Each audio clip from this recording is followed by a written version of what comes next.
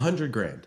That was the number. Best launch they'd ever run. 2 founders, a membership, and in a few weeks, they pulled in close to $100,000. I got on a call with them recently, and they were still kind of buzzing about it, and honestly, why not? Their annual renewal was coming up, though. And when the renewals hit, something like 17% of those people left. Just canceled.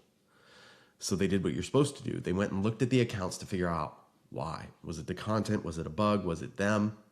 And here's what they found. The majority of the people who churned had never even opened the thing, never watched a single class, paid $350 in the heat of a launch, and never once pressed play. So I want to ask you something before you run your next promo. And I know you're going to run one because Q4 is coming, Black Friday's coming, and everyone's about to push. Was that launch a win? Because here's why this matters right now. This week, before you touch your next campaign, we're heading into the loudest 90 days of the year.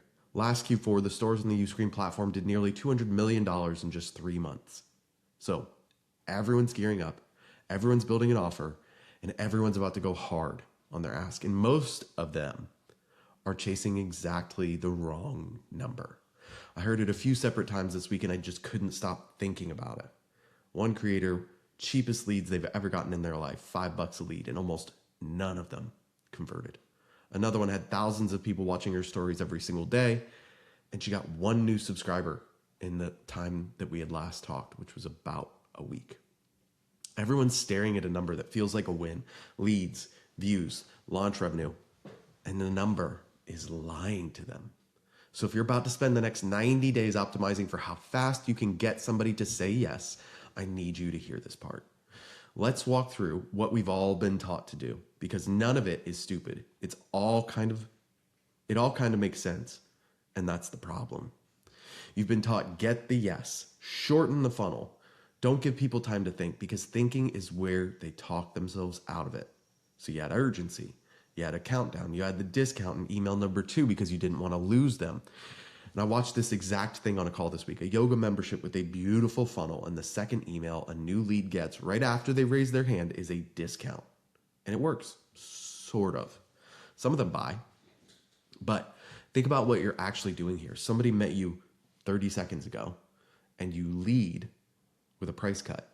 You taught them before they ever used the thing that the thing is worth less than the sticker said. You trained the discount in before you trained the value in. You trained the discount in before you trained the value. Then there's the other move, the webinar, the challenge, the launch. When you turn the pressure all the way up with FOMO, doors are closing, this price will never come back. And that one really works. It can do 100 grand. And then it can hand you back 16% of those people at renewal because the pressure got them in, and the pressure was the only reason they were there. So you've got 2 doors most people walk through, push cheap or push hard. And both of them can get you a yes. I'm not going to pretend they don't. They absolutely can get you the sale.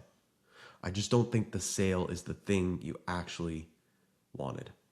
Here's where I've landed after this week, and I've been sitting with it. The fastest yes is the most expensive one you'll ever get.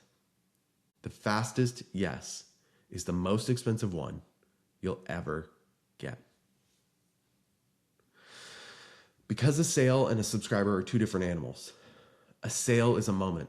A subscriber is a habit. And every tactic we just talked about, the discount in email 2, the countdown, the FOMO launch, every one of them is really good at manufacturing the moment and really bad at building the habit. You can absolutely rush somebody to the moment. What you can't rush is whether they come back on Tuesday when nobody's watching, no timer's ticking, and there's no reason to open the app except that they want to. I've stared at a ton of dashboards, probably thousands, and the single biggest predictor I've ever found for whether someone is still going to be paying you in 6 months isn't how they bought, or what deal they got, or how excited they were on day 1. It is whether they watched. And the harder you push to get the yes, the more likely it is you got somebody who never watches. So let me go back to that $100,000 launch because I think about this couple a lot. They're 2 founders. They run a manifestation and abundance membership, genuinely great people who work really hard. And when they launched back in 2024, right at the start, they had this launch where something like 70 or 75% of their trials converted, which is a great number. That is very, very, very healthy and strong. But here's the part that gets me. A lot of those 2024 people that are still there. 2 years later, they're still renewing, still showing up. And they'll tell you those early members are their most loyal. They get the platform and they're the right people. Then this summer, they ran the big one, the one that did 100 grand, annual discount, a challenge, real momentum, best top line they'd ever seen. On the day, it looked like the best decision they'd ever made. And then renewal season came, and 16 or 17% of those people walked out. And when they pulled up the accounts, most of those people had never opened the course. They bought a feeling. They bought, I don't want to miss this. And a feeling doesn't log in on a random Tuesday in November. Now, here's the reason I'm telling you this. Same business, same content, same founders, 2 launches. One built members and one built a spike. And the one that built the spike is the one that looked like the bigger win on the day it happened. The 75% that stuck weren't a better funnel. They were people who were given enough room to actually decide they wanted in. The 100 grand crowd got rushed. And you could see it months later in the data, especially in the watch data. I want to tell myself for a second, because it'd be really easy for me to sit here like I've always known this, and I haven't. I have built something out of pure passion, been completely sure people wanted it, and put it out into the world and sold it to nothing. That silence, I still remember what it felt like. It's not fun.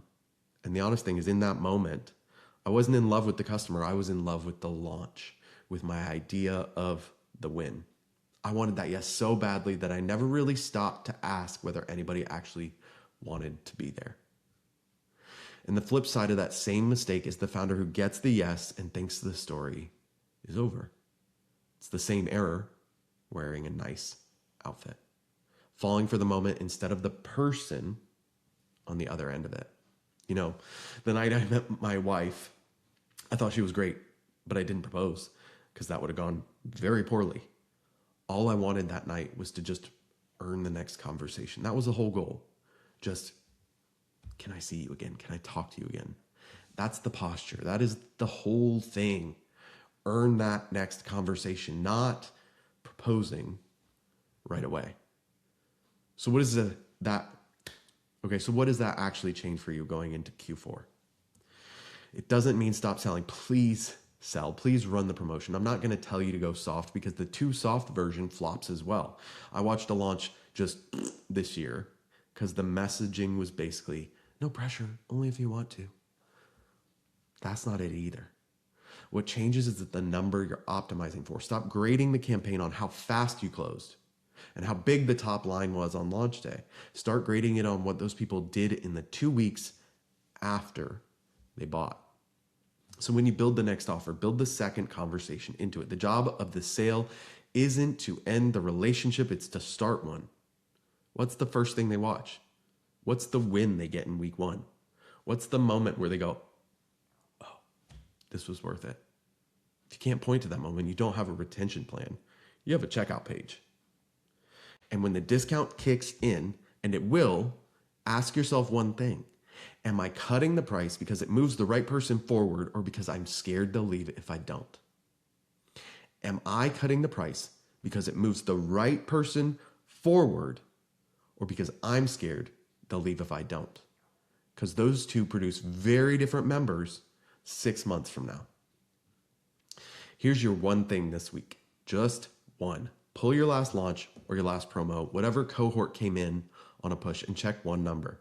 How many of them ever watched something after they bought? Not how many bought, not how much money you made. How many pressed play even once after the money changed hands? Go pull that number, because that number is the truth about your last campaign, and it'll tell you way more than the revenue screenshot you posted the day it closed. So that 100 grand, I don't think it was a win. I think it was a loan. They borrowed 17% of their paying members from their own future and paid it back at renewal without realizing that's what they were doing. And the scary part is, on that day, it felt amazing. The best launches I've ever seen, though, are quiet. They don't spike as high. They just don't leak. If this is the stuff you think about, running the business behind the content, this is basically all I write about in the growth memo. Every week, I take what I'm actually seeing on these coaching calls, the real dashboards, the launches that worked, and the ones that quietly don't, and I put it in an email. No fluff, no 5 tips for whatever. If you want the version of this you can actually use before Q4, that's where it lives. Links below or on screen, and I'd love to have you. So go check your watch number, and I'll see you in the next one.